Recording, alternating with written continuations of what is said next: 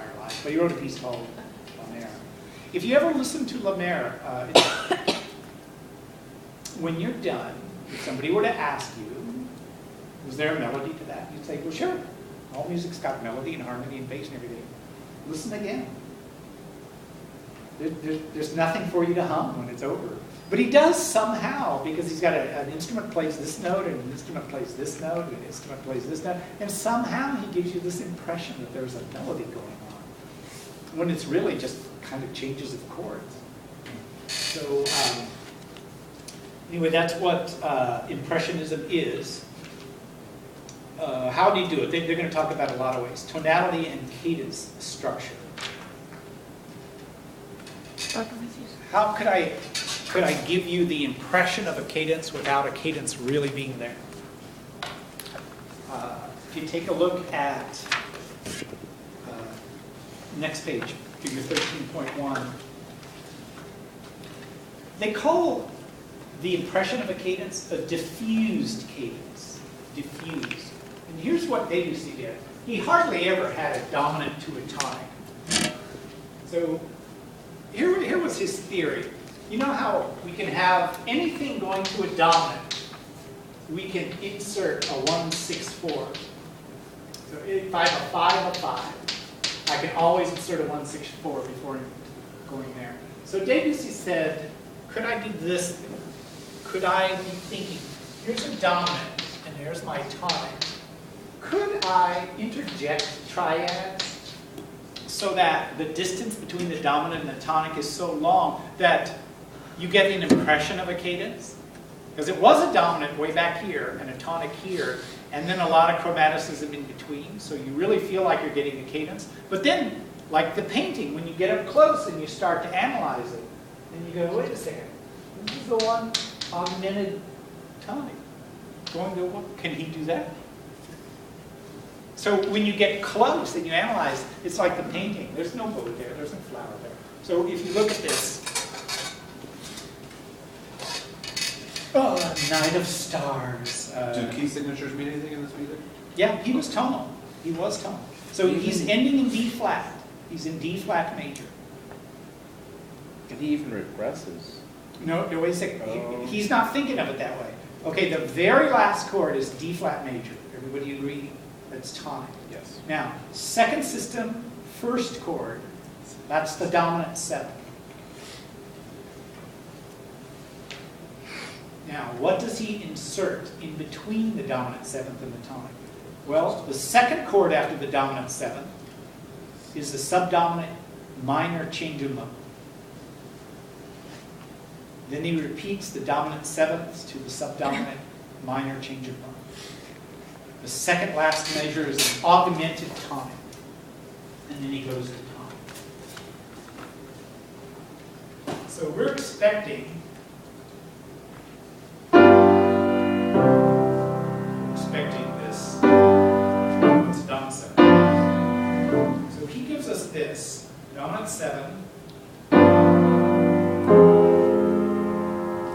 subdominant change of mode minor, and then again he gives us. And then,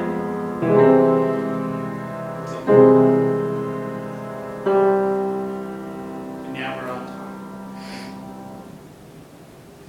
Now, as weird as that looks on paper, you have to hear Debussy to appreciate it. He fools you. You hear a cadence, even though cadences are supposed to be 5-1 or 4-1 or something. He interjects all of this, so it's called a diffused cadence.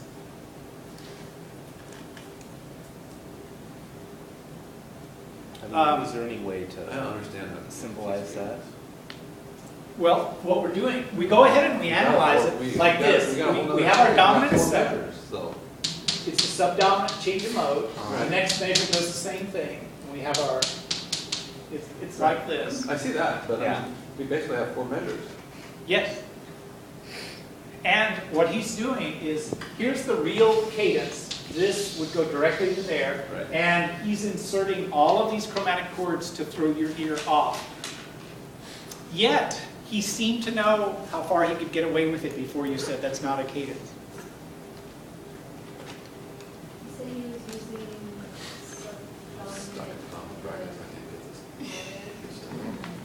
7. So if we're in D flat, our subdominant is G, B flat, and D flat. He has a G, B double flat, D flat.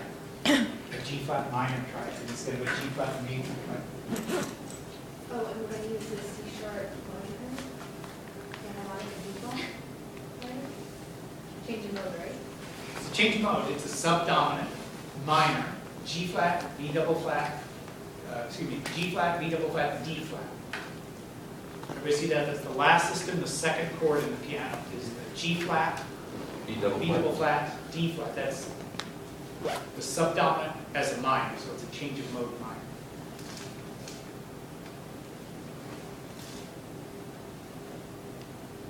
On page 371, there's another example.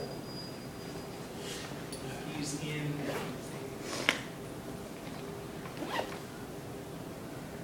D flat major. So he ends on a tonic there. At the first system, there's a dominant 7, but it's going on like this.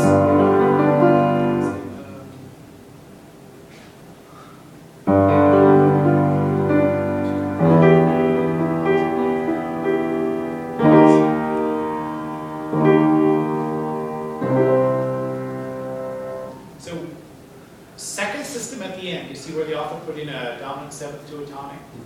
Right for the bass clef? And then, second system, Debussy inserts a median, a flat 3, first inversion.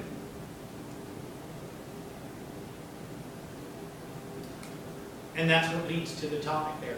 But this is a diffused cadence. We're hearing, see the cadence. Oh. yeah, it's, Are they like Why did he insert the treble? 2 major cadences? no, the cadence is the dominant 7th to the tonic. All those chords inserted between the dominant 7th and the tonic are there to trick your ear into being pulled between, well, that's not a cadence, and then when you get to the tonic at the end going, well, it must be a cadence, it felt like a cadence. Is this the end of the piece here? Yes, yeah, On both examples? yes, Okay. So then there had to be some form of cadence. yeah. All right, now. So to find a diffused cadence, all you're looking for are chords that come before the tonic that are chromatic in between the dominant and the tonic. I know this is confusing you because it's so, Well, I didn't comprehend that this could be the last, this was the end of the piece that, you know. yeah, And if Because the end it's of a the piece, then diffused obviously cadence. there has to be a cadence there. If we can't find it, then let's find out why we can't find it, or what's So- possible. here's, once again, he's Yeah. going from a tonic, dominant 7, tonic, goes into dominant 7, and then a medium, flat 3.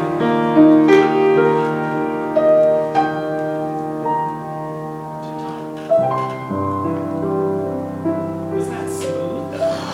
But when we say, how can a flat 3 go to tonic? That's not a cadence. But then when we listen to it, we go, oh, it's perfect. beautiful. It's absolutely beautiful. So it's a optical illusion. He's really fooling us there.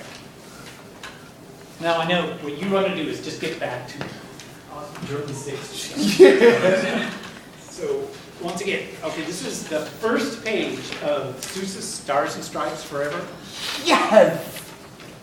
Lots of fun.